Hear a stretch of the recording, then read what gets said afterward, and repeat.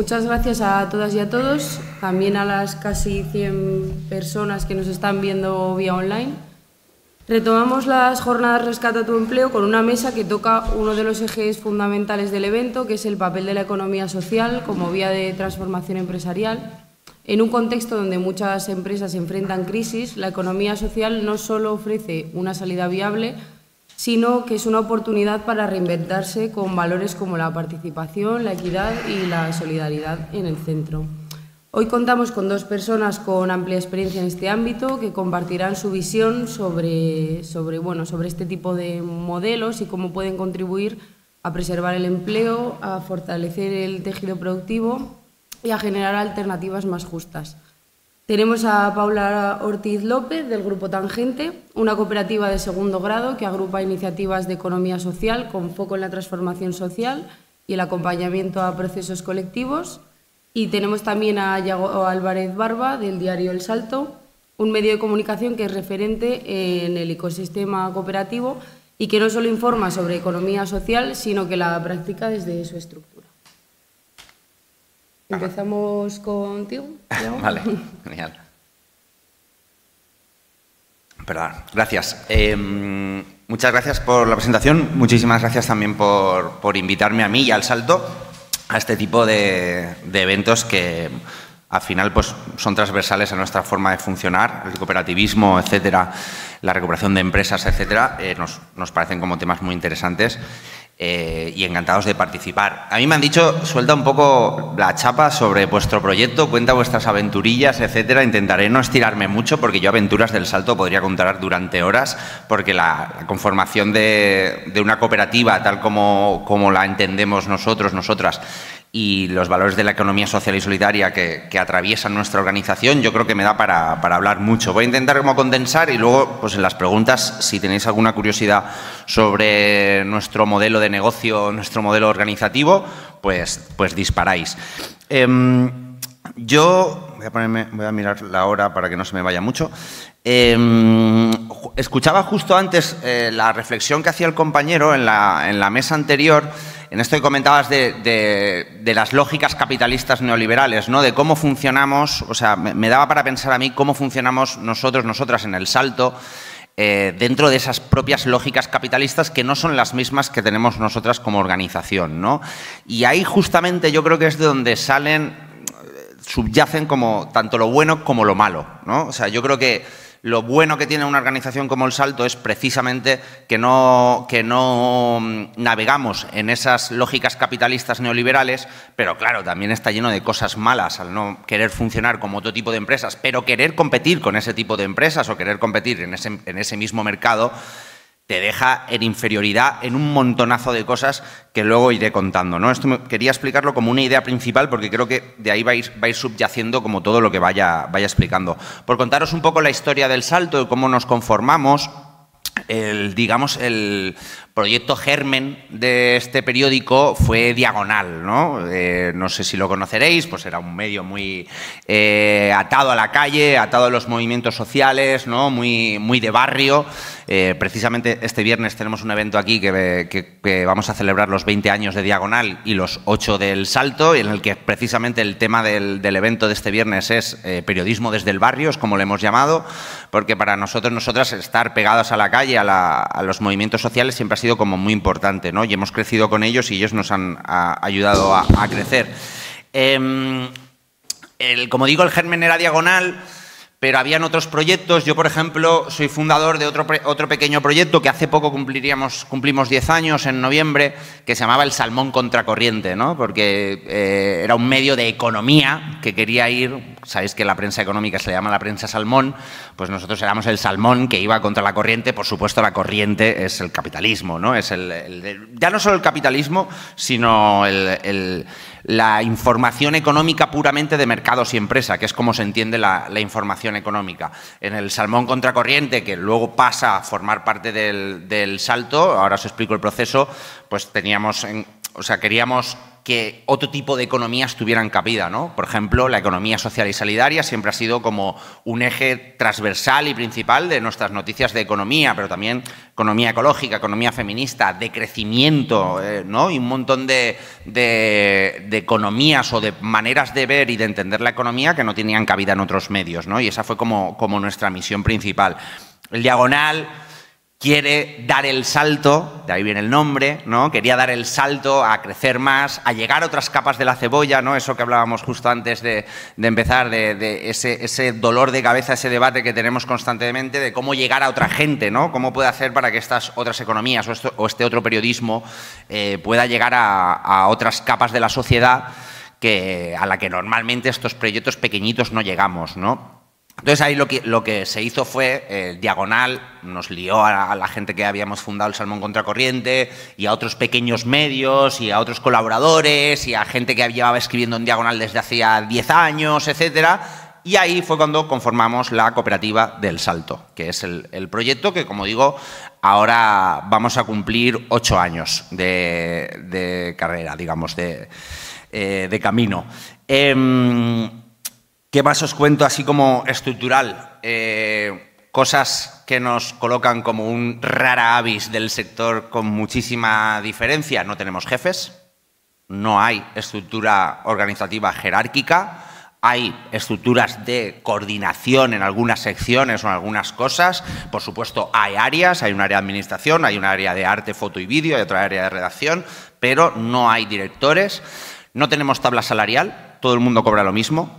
Desde yo, que soy fundador de la cooperativa y coordinador de una de las áreas, digamos, a la persona más joven de la cooperativa que entró hace poco y tiene 25 años, ella y yo cobramos lo mismo. La única diferenciación salarial que tenemos es que gente que tiene personas a cargo, por ejemplo hijos, pues cobra 50 euros más al mes. O sea, si un compañero mío tiene 2 críos, pues está ganando 100 euros más que yo. Y esa es nuestra única tabla salarial.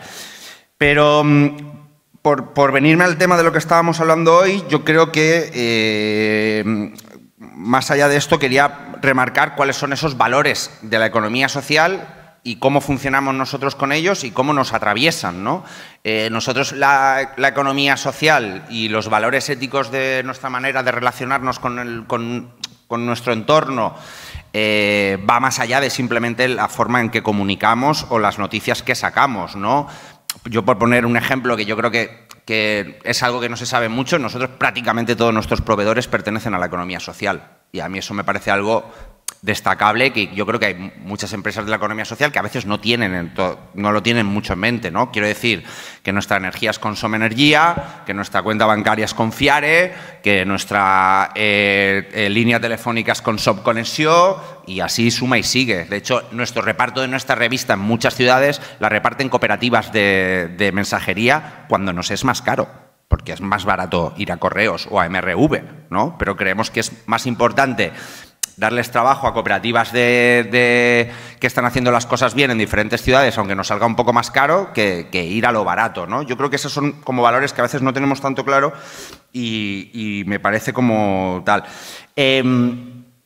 Y luego, otra de nuestras marcas, nuestros sellos identitarios que yo creo que enlaza un poco con esto que os he comentado, ¿no? Con la dificultad que es vivir en este mundo capitalista y tener que competir en esas mismas lógicas. Nosotros tenemos que competir con grandes medios que, como sabéis, están inflados de publicidad, ¿no? Y como no creo que os diga ningún secreto, que muchos de esos medios no dicen absolutamente nada malo de la gente que le pone publicidad, ¿no? Eso no es ningún secreto. No hace falta ni que peguen telefonazos, simplemente no lo hacen porque saben que entonces el mes siguiente no le van a contratar ese banner de publicidad. En El Salto tenemos las reglas de publicidad posiblemente más estrictas del mundo mundial. Como eslogan, a veces, porque queda bonito, decimos no admitimos dinero del IBEX 35, porque es como muy impactante, pero es mucho más que eso. No admitimos dinero de empresas de sectores contaminantes, de empresas que cosifiquen a la mujer, de empresas que evadan impuestos o eludan impuestos mediante ingeniería fiscal empresas de Israel, por supuestísimo, dinero del sector de las apuestas, o sea, del sector del juego, tampoco los admitimos, y me falta alguno, y que tengan grandes conflictos laborales, ¿no? O sea, que tengan grandes EREs o cosas así, ¿no? Es decir, casi ninguna de las grandes, ¿no? No admitimos pasta prácticamente de ninguna gran empresa, por no decir de ninguna. Pero claro, esto que decía de que al final lo hemos convertido en nuestra marca. Nuestra marca es esa. O sea, nosotros hicimos hace como 3 o 4 años una encuesta interna a nuestros socios suscriptores, que tenemos 10.000, eso creo que no lo he dicho. Socios de la cooperativa somos unos 105, empleados somos 28, 29 ahora mismo. Facturación, hemos superado el 1.000.000 de euros por poquito, estamos en 1.100.000 o una cosa así, ¿no? Que es una facturación bastante pequeña para la plantilla que tenemos, ¿no? Lo que también muestra la equiparación de cómo, tanto la precario que somos, como cómo intentamos ajustar para no dar beneficio, porque somos cooperativas sin ánimo de lucro, por cierto, que eso que en teoría creo que ni existe, pero nosotros en nuestros estatutos lo pusimos así, o sea, nosotros no podemos repartir beneficios a los socios, ¿no? Entonces lo que hacemos es como cuadrar. Lo que estaba diciendo, la publicidad, perdón, que me voy. La publicidad, lo que hacemos es que ese sea nuestro sello identitario. Cuando pasamos una encuesta, como un 40 o 50% de nuestros suscriptores que contestaron como unas 4.000 personas, nos dijeron que el 40% de esas 4.000 que lo que más valoraban era que nosotros no admitíamos publicidad a esas empresas y que, por lo tanto, éramos independientes de verdad, ¿no? Que creo que es algo que nos señala, ¿no? Y luego, pues, es que a la hora de los contenidos también se nota, ¿no? O sea, nosotros, por ejemplo, esta semana, sin ir más lejos, hemos publicado una noticia del Corte Inglés, no me acuerdo ni de qué era la noticia, porque ahora yo no llevo laboral, pero, o sea, buscar noticias malas sobre el Corte Inglés en otros medios. Corte Inglés y el Corte Inglés Viajes son 2 de los primeros anunciantes de este país. Entonces, pues cuando hay una huelga de dependientes del Corte Inglés, solo lo saca El Salto y poco más. Y eso, para nosotros, para nosotras, es una diferenciación bestial de la que estamos muy orgullosas. Pero es que además también es otro aliciente a la hora de decir a las empresas, por ejemplo, de la economía social y solidaria, si te publicitas en El Salto, la gente va a saber que tú has pasado nuestro filtro ético. O sea, aparte, para nosotros es un plus, o sea, para nuestros anunciantes es un plus el que nosotros tengamos ese filtro, porque si se anuncian en El Salto van a estar solo rodeados de empresas que han pasado también ese filtro y se van a anunciar de esa manera.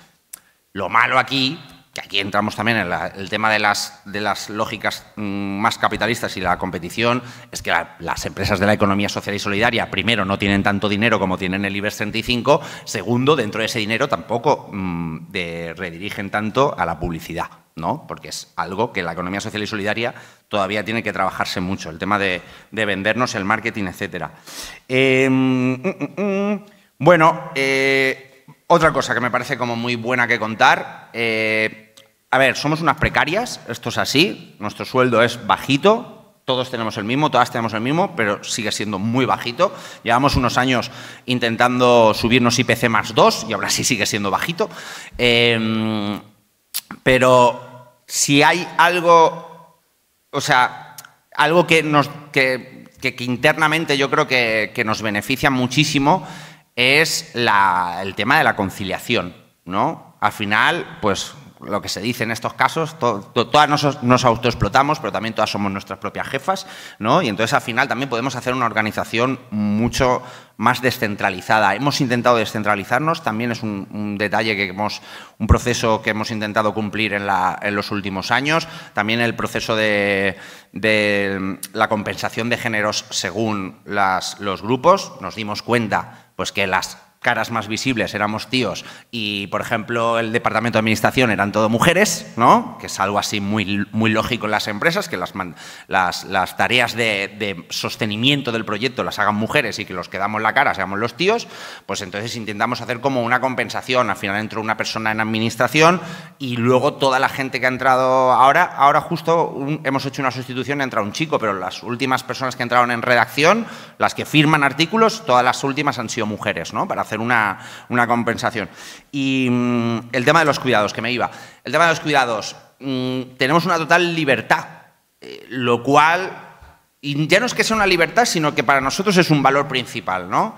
También a veces es un poco de, joder, cobramos una mierda, encima no nos vamos a putear a nosotros mismos, ¿no? O sea, al final tenemos que ponernos ciertas ventajas al ser parte de esta cooperativa, ¿no? Ejemplos locos.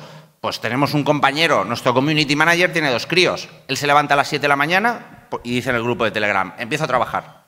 Pone todas las redes sociales y dice coles y desayunos, ¿no? Que es el código para decir voy a darle desayuno a mis 2 críos y voy a poner el cole y luego entro. Al final se apunta a sus horas y mientras todo el mundo tenga las horas al final de la semana o al final del mes o al final del año, todo perfecto, ¿no? Pero más allá que eso, yo, por ejemplo, yo vivo aquí en Madrid, pero soy de un pueblo de la Dana, afectado de la Dana. Mi familia ha sido afectada por la Dana. Pasó aquello.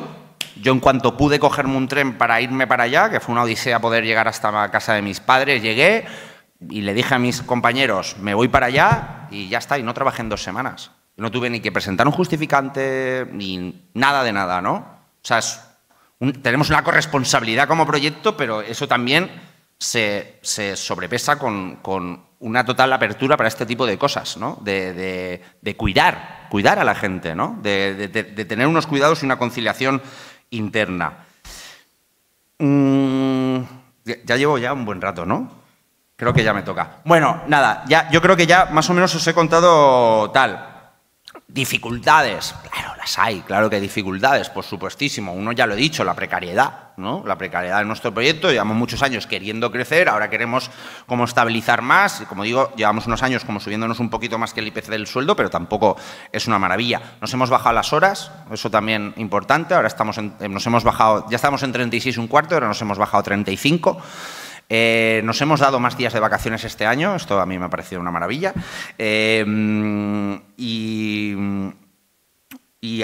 Hay dificultades, perdonad. Yo creo que una de las dificultades, que yo creo que esto sí que no es del salto, sino que es del cooperativismo, es la incertidumbre económica cuando estás en el filo del hilo, siempre, ¿no? O sea, como he dicho, nosotros no repartimos beneficios, nosotros siempre queremos crecer, contratar más gente, ¿no? Mejorar el local, ahora hemos invertido dinero en un nuevo estudio para grabar podcast y vídeo, etcétera, pero claro, eso hace que las cuentas anuales siempre vayan al dedito, ¿sabes? Al dedito, al pelo de gamba casi, ¿no? De arriba abajo. Entonces, de repente te llega una denuncia o te llega un algo y las tensiones son máximas, porque cualquier golpe económico que recibamos se puede llevar por delante el proyecto, y eso yo creo que nos provoca una incertidumbre bastante grande. Y luego, pues, temas organizativos, por supuesto, la democracia asamblearia horizontal es lenta, eso es así, ¿no? Las tomas de decisiones por parte del salto, pues a veces no son lo rápidas que pueden ser otros actores de mercado o otras empresas competidoras, etcétera. Nada, yo creo que ya lo dejo ahí, y ya si tenéis alguna otra pregunta luego, pues aquí estoy para cualquier duda. Gracias.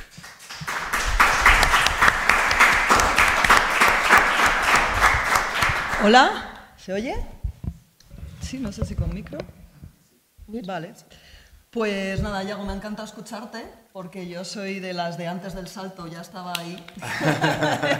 Entonces, pues nunca había compartido mesa con vosotros. El desarrollo, ¿no? Ahora ya... Sí, entonces, pues nada, me ha encantado escucharte toda la historia. Y nada, y que finalmente haya sido cooperativa, ¿no? El salto no me acuerdo muy bien qué era. Era asociación, y el Salmón Contracorriente también éramos asociación. Había como 2 o 3 asociaciones, pero nos conformamos. Hubo una temporada que hicimos el traspaso, que fue un poco jaleo, pasarnos los trabajadores de una a otra y todo eso, pero cooperativa. Desde un primer momento pensamos en cooperativa. Fenomenal. Pues nada, yo por aquellos tiempos ya estaba dándole vueltas a mi cooperativa cuando ocurrió esto.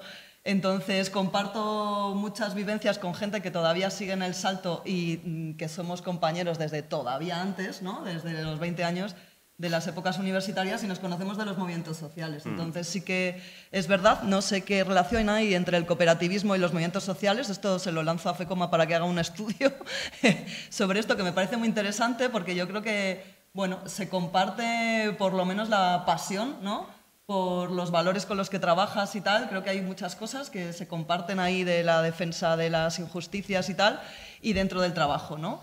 una vez que creces y tal y dices, bueno, me toca trabajar, pues yo tenía clarísimo que iba a ir a una cooperativa y eso que no había oído hablar de cooperativas en mi vida más que las de la parte agraria, ¿no? Yo soy bióloga, trabajé en temas de producción y sí que la parte esta de las cooperativas agrarias sí, pero las cooperativas de servicios en mi vida.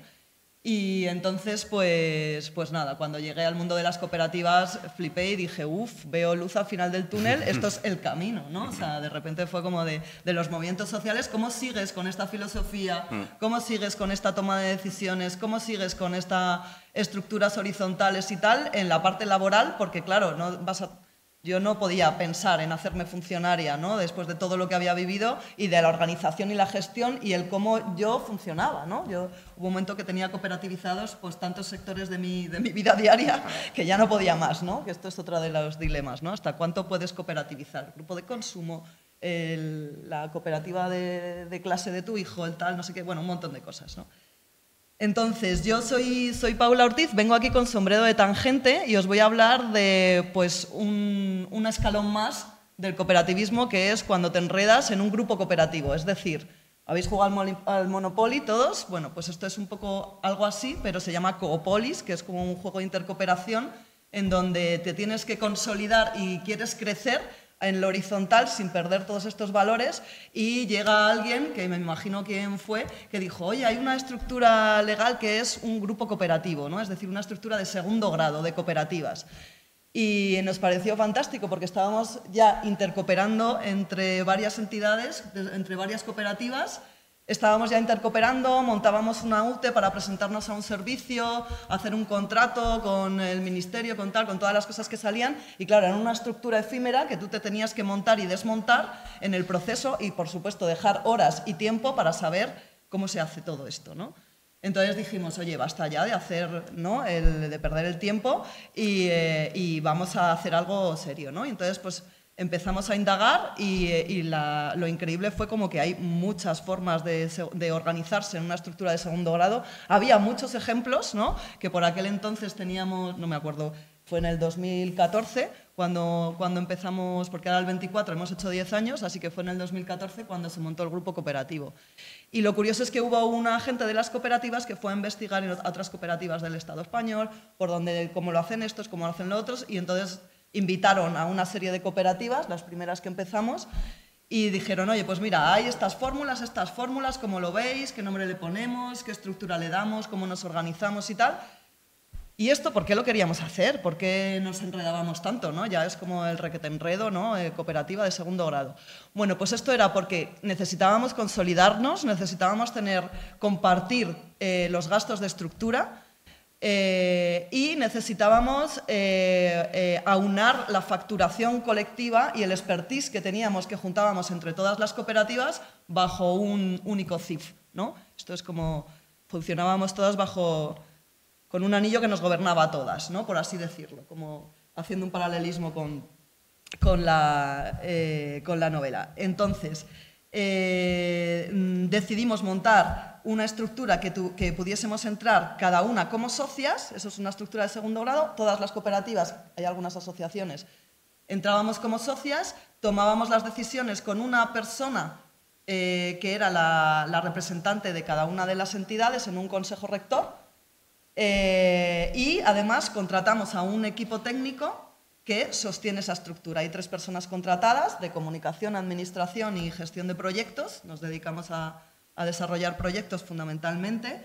Y entonces, pues entre las cuotas de las socias y todo lo que ingresamos, el remanente que dejan todos los proyectos a la estructura, hemos logrado conseguir pues una estructura estable de 10 años de experiencia en la que vamos gestionando entre todos las decisiones que queremos hacer, ¿no? Hay un plan estratégico que se presenta, que se decide con las líneas estratégicas cada 3 años, que se va alimentando. Hay un equipo de coordinación que vela porque esas decisiones se realicen y las personas que trabajan, que es el equipo técnico, que trabajan para la realización de estos de conseguir, ¿no? Para ayudar a conseguir estas líneas estratégicas. Y los equipos lo que hacen es trabajar en una serie de servicios, ¿no?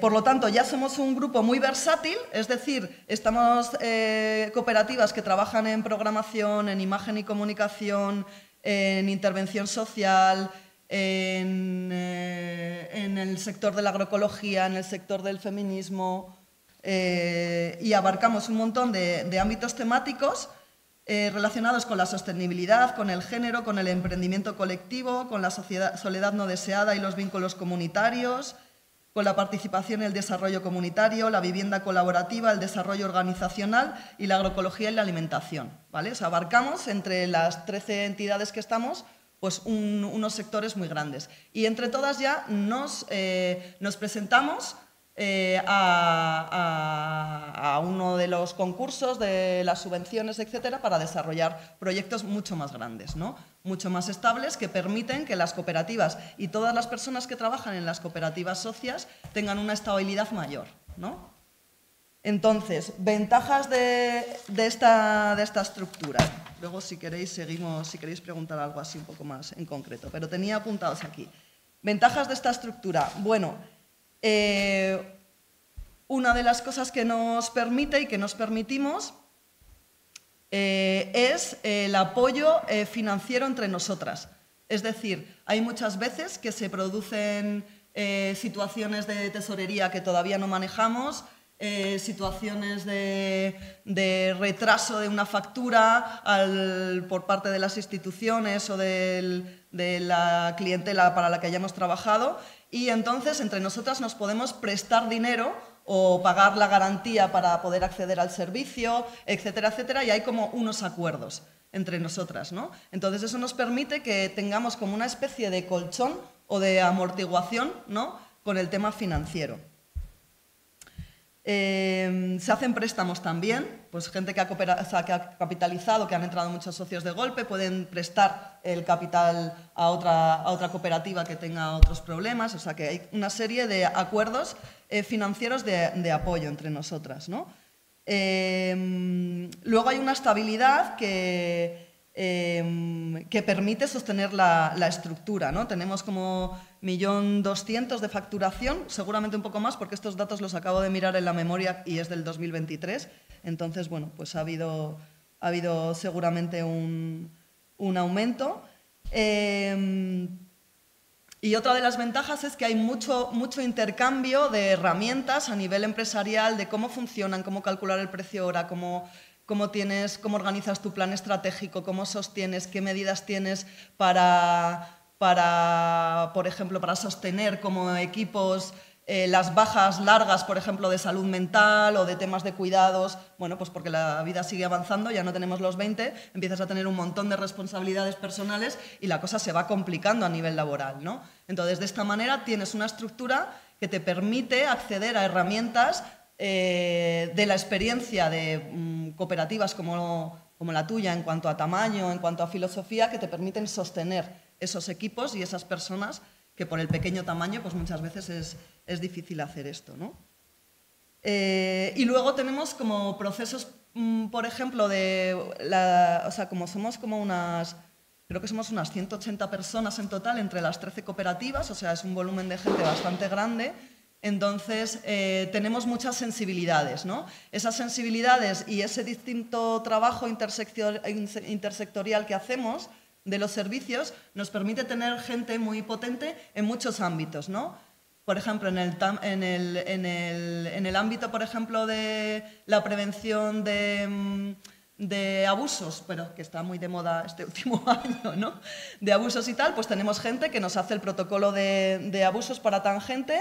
Y tenemos una serie de formaciones a nivel laboral de todas las cooperativas, bueno, pues que es accesible, que está aterrizada en nuestro contexto y que nos permite ágilmente poder poner en marcha este tipo de planes de prevención de empresa que pues que estamos a la orden del día, ¿no? Estamos en un sector bastante puntero porque somos economía social por otro lado y somos cooperativismo y no nos gustaría que entre nuestras filas, bueno, pues pasaran este tipo de cosas, ¿no? Entonces, pues sí que nos consideramos muy ágiles, ¿no?, en determinados procesos y luego también somos muy lentos en otros procesos, ¿no?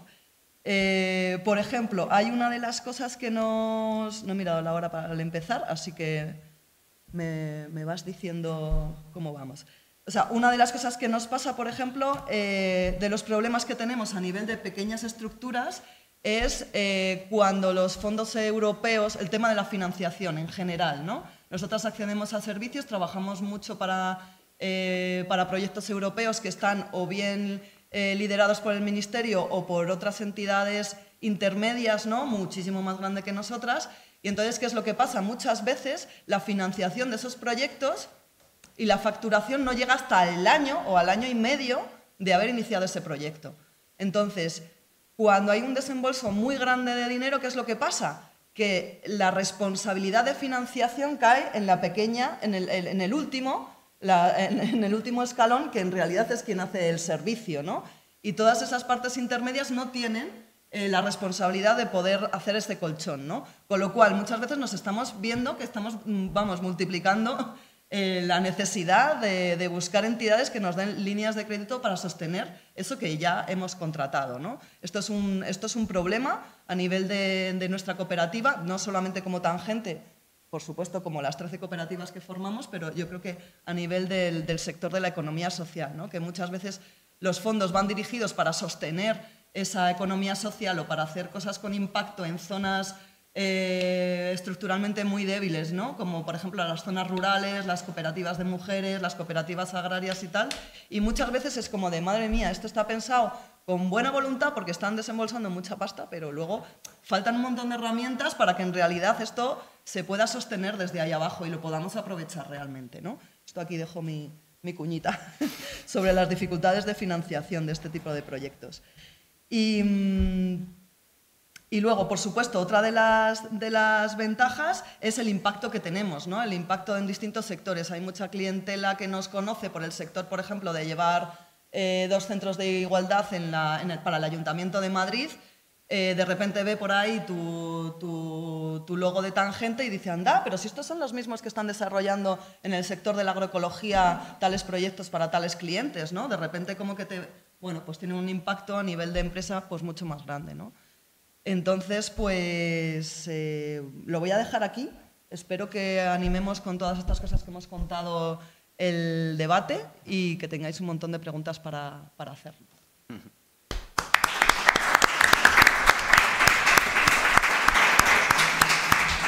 Bueno, pues muchas gracias por compartir vuestras experiencias. Me ha parecido muy inspirador, también muy necesario porque creo que, como han comentado mis compañeras en las mesas de hoy, hay mucho desconocimiento sobre las cooperativas, entonces es necesario que haya referentes en esto, así que, bueno, pues es de agradecer que existan referentes que demuestren que no es algo que está en un plano teórico, sino que es algo que se puede materializar y que es viable y que es posible. Así que, bueno, nada, pues empezamos con el turno de preguntas. No sé si alguien quiere comentar o reflexiones.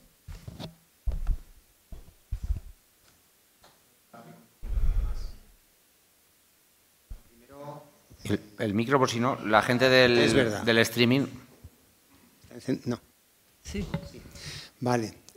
Bueno, gracias por las aportaciones que creo que son muy clarificadoras, sobre todo de algo que nos interesa mucho resaltar en estas jornadas, en las que lo que estamos diciendo es vamos a visibilizar que la economía social es una alternativa, no solo vital, sino también de mejora de relación humana, de relación económica, de forma de empresa diferente.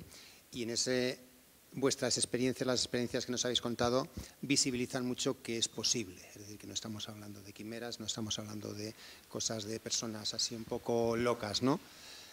Y la pregunta para ti es, recuerdo cuando se formó en ese proceso tan complejo de conformación de la cooperativa, uno de los elementos que más complicó el proceso fue el cómo enlazar a todos los agentes que entendíais que debían participar en la vida activa de la cooperativa, ¿no? ¿Cómo estáis consiguiendo esa participación de quienes somos lectores, quienes sois trabajadores y tal? ¿Cómo estáis consiguiendo ese enlace ¿Está siendo fluido o hay demasiada preponderancia de quienes estáis trabajando en la cooperativa respecto? ¿Cómo? Es un proceso complejo y que no para, que no termina nunca. Yo creo que algo también muy chulo de esa lentitud que remarcaba antes de procesos horizontales y asamblearios como el nuestro es que también estamos en constante transformación y examen, ¿no? Por ejemplo, lo de las líneas rojas de publicidad que os he comentado antes, pues hace un mes tuvimos una asamblea, un sábado de 8 horas, otra vez para volver a debatirlas, ¿no? Para ver si las abríamos un poco, para ver tal, ¿no? O sea, quiero decir que hay como un complejo sistema que nos hace regenerarlos y nos hace debatir internamente, lo cual a mí me parece muy enriquecedor. Claro, cuesta. No hay el mismo ímpetu y fuerza que teníamos cuando arrancamos, ¿no? Justamente antes en el café que estábamos charlando ahí, contaba que nosotros somos de los socios de la cooperativa, somos 105 personas, pero ha habido gente que pues, por una cosa o por otra pues, ha dejado de participar. Algunos se desencantaron por el proyecto, algunos pensaron que el proyecto les iba a acabar empleando y no dio trabajo para todo el mundo y se fueron, ¿no? 1000 motivos. Otros consiguieron trabajo, ¿no? O sea, o consiguieron otros trabajos que les absorbe la vida. Otros han sido padres y madres, de esos también tenemos unos cuantos. Estamos en la época. Y entonces, ahora de esos 105, pues digamos que activos están 50 o 60, lo cual ya merma un poco, ¿no? Una de las cosas que hicimos al principio también fue lo de nuestra sección de blogs. Nosotros tenemos una sección de blogs que se lo dimos a colectivos. O sea, el sindicato de vivienda tiene el sindicato de inquilinas tiene un blog, Ecologistas en Acción tiene un blog, una gente que hace temas de consumo dentro de Ecologistas en Acción tiene otro blog, la plataforma antimilitarista de Madrid tiene otro blog, ¿no? Que son espacios a los que les damos total independencia, les damos ciertas guías, ¿no? Como por ejemplo no mentir y esas cosas, ¿no? Cuando escribes, pero le damos ciertas guías, pero tienen bastante libertad, ¿no? Y pueden venir a nuestras asambleas, tenemos las 2 asambleas anuales mínimas, a veces algunos años hacemos más, pueden venir, ¿no? La gente de los blogs y la gente de los socios, incluso los suscriptores, las 10.000 personas que tienen de suscriptores a la anual pueden venir, ¿no? Y por ejemplo, la que tuvimos la última, la de aprobación de cuentas de febrero de marzo, joder, vinieron 5 o 6 personas, que no es mucho, pero hostia, aportaron un montón. O sea, porque nos criticaron cosas que era como, joder, mira, qué guay, ¿no? Que vengan a criticarnos a nuestra casa, ¿no? Gente que es de la cooperativa. Entonces, como digo, es una batalla. Teníamos los nodos territoriales, ¿no? Nosotros tenemos un nodo en el País Vasco, País Valencià, Galicia, Andalucía, Extremadura y tenemos como otro dentro del propio Madrid, ¿no? Claro, al principio había como estas tensiones de madrileñocentrismo, ¿no? De que al final eran las empleadas de Madrid las que controlan el proyecto, que es algo normal porque es el día a día del proyecto, ¿no? Y puedes hacer asambleas cada 3 meses para decidir líneas y guías y decisiones grandes, pero las decisiones del día a día las tomas en la redacción, ¿no? Y eso no, y en el colectivo de empleadas, ¿no? En las 28 o 29 personas que somos ahora. ¿Pero qué hicimos para que aquello no ocurriera? Descentralizarnos también. O sea, hemos hecho un proceso interno de descentralización serio que nos ha llevado a que ahora tenemos a una persona contratada en el País Vasco, que vive allí, otro en Alicante, otro en Vigo, otra en Granada, ¿no? El próximo paso que nos gustaría sería liberar a alguien en el nodo extremeño, ¿no? Porque, ¿sabes? Y luego nuestra comercial de publicidad vive en Coruña, nuestro informático vive en una aldea gallega perdida en el monte, uno de nuestros diseñadores vive en Londres y en la que tenemos ahora sustituyendo en internacional vive en Grecia, en Atenas, ¿no? O sea, para nosotros, sobre todo lo de las periodistas en los nodos, ¿no? Es como un rollo de vamos a darle más fuerza a esos nodos territoriales que se componen de gente que no cobra sueldo, pero ¿qué tal? Te estoy pintando las cosas buenas, pero aún así, pues, por supuesto que el impulso de mantenerlos a todos y que no sea solo un control de eso es complicado. Intentamos esforzarnos con tema de encuestas a suscriptores, ¿no? Participación, también hay un blog de socias, si tú eres socio del Salto puedes escribir, ¿no? Y lo publicamos. O sea, que ahí como para mí el proceso de descentralización es como el más importante, yo creo, pero es todo bastante complejo de intentar mantenerlo, porque al final, como digo, es lógico que las lógicas del día a día nos lleven a que sea en gran parte la plantilla quien controle el proyecto. No sé si te he contestado bien. ¿Sí? Yo quería plantearos también una duda. Si, bueno, desde vuestra experiencia, si creéis que el modelo de la economía social podría escalar sin perder su esencia. Por supuesto. Esta no sé si va para Fran, pero yo creo que sí. O sea, sí, o sea, se puede escalar. O sea, de hecho, desde el grupo Tangente hemos escalado, nos hemos consolidado montando un grupo de segundo grado, pero es que además estamos comenzando a formar la red de polos cooperativos.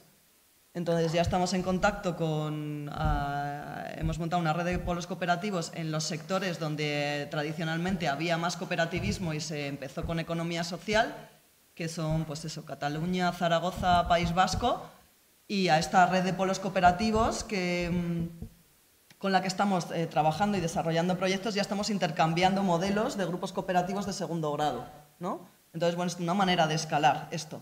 Es una manera de escalar horizontal, ¿no? O sea, pues como un poco toda la parte de enriquecernos con toda la diversidad y todas las experiencias a nivel territorial. No se trata de escalar en vertical, ¿no? Se trata de escalar en horizontal. Entonces esto pues es muy interesante. Yo creo que son modelos distintos de concepción, ¿no? de empresas más convencionales, pero que es posible y es muy interesante de investigar, ¿no? Y de conocer. Enriquece mucho la práctica a nivel personal, a nivel de equipos de trabajo profesionales, a nivel territorial, ¿no? Con todas las diversidades culturales, históricas de cada territorio, o sea, como que aporta muchísimo. Yo totalmente de acuerdo, claro que sí, es totalmente escalable. Es verdad que cuanto más escalas es más difícil seguir manteniendo esos valores en muchos casos, o sobre todo esas estructuras de decisión, ¿no? Dile tú a Mondragón que haga una asamblea para elegir algo con todos sus empleados, como hacemos nosotras, ¿no? Todo cada 2 miércoles. Eso en Mondragón pues no lo puedes hacer. O sea, quiero decir que ese tipo de decisiones...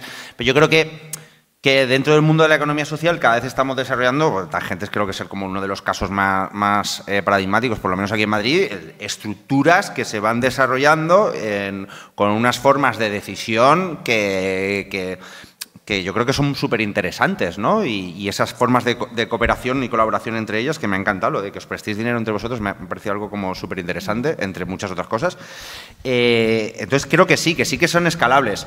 Pero también voy a decir que igual también tenemos que perder el miedo a partirnos y a rompernos, ¿no? O sea, como que estamos muy obsesionados con a ver si me desarrollo tanto que puedo llegar a esta otra ciudad o a esta comunidad autónoma. Igual puedes colaborar con alguien que es esa comunidad autónoma y compartir conocimiento y no hace falta que tú acapares ese mercado, ¿no? Incluso podemos crecer tanto que podríamos incluso nuestras empresas dividirnos, ¿no? Ahora en Estados Unidos quieren dividir Google, no vamos a ser Google nosotros, pero pues, como poner un ejemplo, ¿no? O sea, creo que puede que lleguemos a crecer a ciertos tamaños, ojalá crezcamos a ciertos tamaños, el que no pasaría nada porque nos partiéramos, ¿no? Nosotros ahora estamos escalando, ahora hacemos vídeo y podcast que antes no hacíamos, ¿no? Pues oye, pues igual imagínate que crecemos tanto que un día el salto TV se independiza y es una cosa y el salto periódico es otra cosa. Tampoco pasaría nada, ¿no? Igual a un nivel geográfico. Os he contado antes dónde estamos, no sé si os ha llamado la atención que no he citado Cataluña en ningún momento, ¿no? ¿Por qué no estamos en la comunidad autónoma, una de las más importantes en el Estado? Pues porque ahí están nuestras hermanas de La Directa, que es otro medio cooperativista con unos valores muy parecidos a los nuestros. Y entonces no queremos competir. Lo que hacemos, como ellas escriben en catalán, pues cuando publican algo que nos gusta, lo traducimos y al revés, ¿no? Y tenemos ese acuerdo con ellas. Necesito unas fotografías en Cataluña, llamo a su fotógrafo, va y me los hace. Ellas necesitan unas fotos del Congreso, llaman al nuestro, vienen y vamos y se las hacemos, ¿no? O sea, que al final... que la escalabilidad está bien, pero que también los valores de la economía social y solidaria deben impregnar también de otros tipos de formas de crecer, yo creo. Claro.